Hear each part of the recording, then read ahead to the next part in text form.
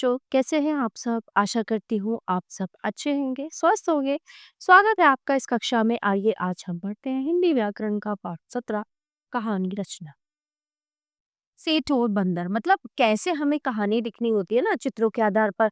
आपको कुछ चित्र दिए जाएं और उन चित्रों के आधार पर क्या करना है, उनको देख देख के आपको एक छोटी सी कहानी की रचना करनी है, यानी कि लिखनी। दिए गए चित्रों के आधार पर एक कहानी की रचना की गई है। इसे ध्यान से पढ़ो।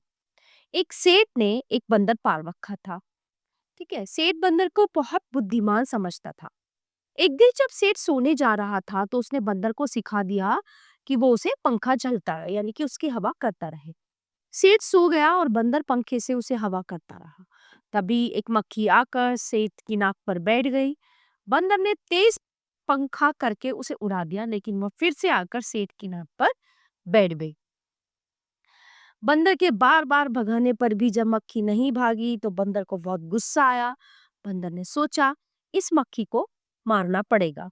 ठीक है, बंदर एक पत्थर उठाकर ले आया और जैसे ही मक्खी फिर से आकर सेठ की नाक पे बैठी, बंदर ने जोर से उसे कुचलने के लिए सेठ की नाक पर पत्थर मारा। मक्खी तो उड़ गई, पर बेचारे सेठ की नाक बुरी तरह कुचली गई, यानी कि उसको सेठ को उसकी नाक पर जो है उसकी नाक पर चोट लग गई थी। तो ये होती है बेवकूफ। तो इसी तरह आगे देखिए, अभ्यास दिया गया है। जैसे यहाँ पर ही कुछ चित्र दिए गए हैं और इन चित्रों को देखकर आपको इस कहानी की रचना करनी है।